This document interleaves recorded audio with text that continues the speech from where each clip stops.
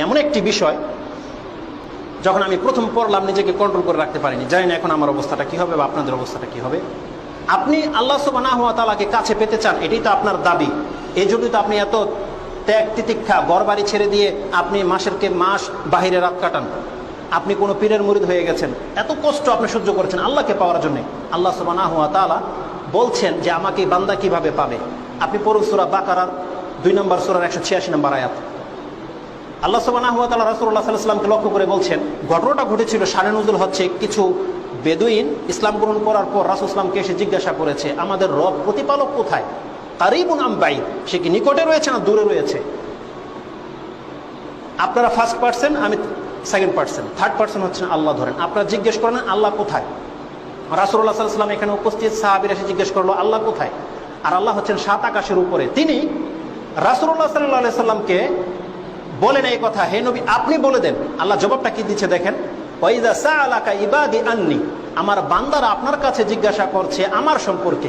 আল্লাহ সুবহানাহু ওয়া তাআলা তার পরে বলেনি কুল, আপনি বলে দেন। এখন আল্লাহ তাকে অফ করে দিয়ে নিজে জবাব দিচ্ছে, ফা ইন্নী কারীব, আমি নিকটে। তার মানে আল্লাহ আপনার সাথে, বান্দার সাথে, যে বান্দা প্রশ্ন করবে আল্লাহ কোথায়, আল্লাহ এখন ডাইরেক্ট তার সাথে কথা বলছে।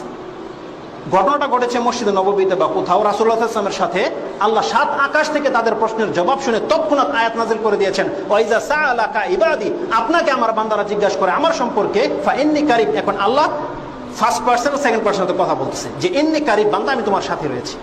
উজিবু দাওয়াতাদ দাঈ ইযা দান, যে কোনো আহ্বানকারী যখন যখন আমাকে আহ্বান করবে আমি আল্লাহ তখন তার আহ্বানে সাড়া দেব। আল্লাহ সুবহানাহু ওয়া তাআলা বলতেছেন, উজিবু দাওয়াতাদ দাঈ ইযা দান ফালিয়াস্তাজিবু লি ওয়া লিউমিনু বি। অতএব বান্দা তোমার কি করণীয় উচিত এখন? এই যে আমি যে তোমাকে ডাকলাম যে আমার কাছে আসো, তাহলে তুমি আমার দাওয়াতটা কবুল করে নাও, ডাকটা কবুল করে নাও। ওয়া লিউমিনু বি, আর আমার প্রতি ঈমান নিয়ে আসো, ছাড়ো মধ্যস্থতাকারীদেরকে। লাআল্লাকুম ইয়ারশুদুন, তাহলেই তোমরা তোমাদের মনোরস্থ স্থান পর্যন্ত পৌঁছতে পারবে। আল্লাহ সুবহানাহু ওয়া তাআলা কত নিকটে, কিভাবে বান্দার ডাক কবুল করে আপনাকে কতগুলো এক্সাম্পল দেব। আপনি পড়ুন সূরা তোহা 20 নম্বর সূরার 43 নম্বর আয়াতে আল্লাহ সুবহানাহু ওয়া তাআলা মূসা আলাইহিস সালামকে এবং হারুন আলাইহিস সালামকে বলতেছেন, ইযহাবা ইলা ফিরআউনা ইন্নাহু তাগা, ফিরআউনের কাছে যাও, সে সীমা লঙ্ঘন করছে। ফাকুলা লাহু কাওলান লাইয়িনান লাআল্লাহু ইয়াতাযাক্কারু আও ইয়াখশা। ফিরআউন কে দাওয়াত দেওয়ার জন্য আল্লাহ সুবহানাহু ওয়া তাআলা মূসা আলাইহিস সালামকে পাঠাচ্ছেন। যে ফিরআউন এত বড় স্বৈরাচার ছিল, তার কথাটা পরে আসছে ইনশাআল্লাহ। আল্লাহ সুবহানাহু ওয়া তাআলা কোনো ক্রমেই চাচ্ছিল না যে ফিরআউনকে আমি শাস্তি দেই। তাই মূসা আলাইহিস সালামকে বলছে তার সামনে দাওয়াত নিয়ে যাবে, কুলা কাওলান লাইয়িনান, অত্যন্ত নরম ভাষায় তুমি তার সাথে গিয়ে কথা বলো, যাতে করে কাল হাশরের মাঠে ফিরআউন এই দাবি করতে না পারে যে আল্লাহ মূসা বেয়াদবের মতো দাওয়াত দিয়েছে তাই আমি গ্রহণ করিনি। আল্লাহ সুবহানাহু ওয়া তাআলার পক্ষ থেকে সমস্ত উযর তিনি কমপ্লিট করে দিচ্ছেন, যাতে ফেরাউনের কোনো উযর বাকি না থাকে। মূসা আলাইহিস সালাম আর হারুন আলাইহিস সালাম বলছেন, কালা রব্বানা ইন্নানা নাখাফু আইয়ুফরুতা আলাইনা আও ইয়াতগা, আমাদের ভয় হচ্ছে ফেরাউন আমাদেরকে দেখলেই চড়াও হবে অথবা আমাদের উপর আরো সীমা লঙ্ঘন করবে। আল্লাহ সুবহানাহু ওয়া তাআলা তার বান্দার কাছে কিভাবে থাকেন দেখেন। তারপরের আয়াত আল্লাহ সুবহানাহু ওয়া তাআলা বলছেন, লা তাখাফা ইন্নানি আনা মাআকুমা আসমাউ ওয়া আরা, তোমরা দুজন ভয় করো না, আমি তো তোমাদের সাথে রয়েছে, আমি দেখতে পাচ্ছি এবং শুনতে পাচ্ছি। তিনি আশ্বাস দিচ্ছেন মূসাকে, তুমি যাও, তোমরা কি বলা বলি করবে এটা আমি শুনতেও পাচ্ছি আর আমি দেখতেও পাচ্ছি। কিভাবে আল্লাহ সুবহানাহু ওয়া তাআলা বান্দাকে প্রোটেকশন করে আপনি জানার জন্য দেখুন সূরা শুআরা 26 নম্বর সূরার 61 নম্বর থেকে 63 পর্যন্ত আল্লাহ সুবহানাহু ওয়া তাআলা বলছেন, ফালাম্মা তারা আল জামআনি ক্বালা আসহাবু মূসা ইন্না লামুদরাকুন, যখন মূসা আলাইহিস সালাম তার বনী ইসরাঈলদেরকে নিয়ে রাতারাতি পালানোর চেষ্টা করলো, সামনে সমুদ্র পড়ে গেছে, পেছনে ফেরাউনের দলবল নিয়ে উপস্থিত। দুই দল যখন একে অপরকে দেখে ফেলেছে, মূসা আলাইহিস সালামের সঙ্গী বলছে, ইয়া মূসা ইন্না লামুদরাকুন, এখন তো আমরা ধরা পড়ে গেলাম, আমরা তো মারা পড়ে যাব। আল্লাহু আকবার, ঈমান। মূসা আলাইহিস সালাম ঠায় দাঁড়িয়ে আছেন, তিনি চিন্তা করছেন এটা কোনোদিন তো হতে পারে না। তিনি জবাব দিচ্ছেন, কালা কাল্লা, কোশ্চিনকালে হতে পারে না, ইন্না মায়া রাব্বি সায়াহদিন, আমার প্রতিপালক আমার সাথে রয়েছে, তিনি আমাকে রাস্তা দেখান। এটা হচ্ছে মূসা আলাইহিস সালামের ঈমান। আল্লাহ সুবহানাহু ওয়া তাআলা ততক্ষণ পর্যন্ত কিছু বলেনি। যখনই মূসা এই কথা বলছে যে আমার রব আমার সাথে রয়েছে, তিনি আমাকে রাস্তা দেখাবেন, আল্লাহ সুবহানাহু ওয়া তাআলা আর ধৈর্য ধরলেন না। ফাআউহাইনা ইলা মূসা, আল্লাহ সুবহানাহু ওয়া তাআলা বলছেন আমি মূসা আলাইহিস সালামকে ওহী করলাম, ফাআনিদ্রিব বিআসাকাল বাহর, তুমি তোমার লাঠি দিয়ে সমুদ্রের মধ্যে আঘাত করো।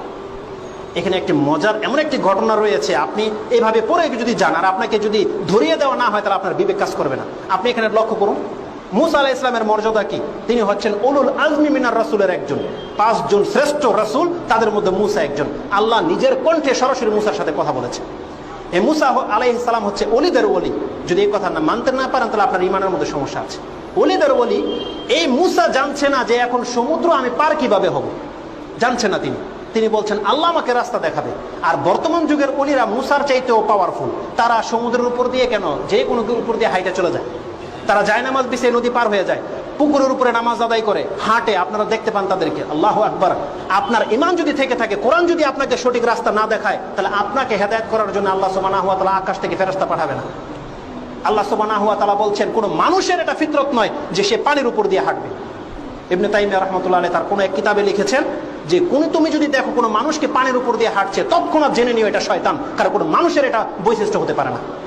শয়তান জিন মানুষের ভেষ ধরে এসে আপনাকে ধোঁকা দিতে পারে যে আপনার পীর সাহেব পানি দিয়ে হাঁটছে, অথচ আপনার যদি কোরআনের প্রতি ঈমান থেকে থাকে, আল্লাহ সুবহানাহু ওয়া তাআলা, আমি আবার আল্লাহর প্রশংসা করছি, তিনি চাইলে মুসাকে বলতেন তুমি লাঠির উপরে ভর করে সমুদ্র পার হয়ে যাও বনী ইসরাঈলদেরকে নিয়ে, বা তোমার পাগড়ি খুলে বিছিয়ে দাও, পার হয়ে যাও। কিন্তু আল্লাহ সুবহানাহু ওয়া তাআলা বলেননি, বলছেন আনিদ্রিব বিআসাকাল বাহার, তুমি বাহার সমুদ্রের উপর আঘাত করো, ফানফালাকা, পানি দুইটা ভাগ হয়ে দুদিকে দাঁড়িয়ে গেল। ফাকানা কুল্লু ফিরকিন কাতাউদিল আযীম, দুটি মহান সমুদ্রের উপরে পানি পাহাড়ের মতো দাঁড়িয়ে গেল, রাস্তা বেরিয়ে গেল, জমিন দিয়ে মুসা আলাইহিস সালাম পার হয়ে যাচ্ছে। এরপরও যদি আপনার ঈমান, যদি আপনার কোরআন যদি আপনাকে হেদায়েত করতে না পারে, আপনি যদি ওই সমস্ত ভাসমান অলিদের পেছনে ছোটেন, তাহলে তারা আপনাদেরকে নিয়ে ডুবাবে, এছাড়া আর কোনো রাস্তা নেই। আল্লাহ সুবহানাহু ওয়া তাআলা আমাদেরকে বোঝার তৌফিক দান করুন।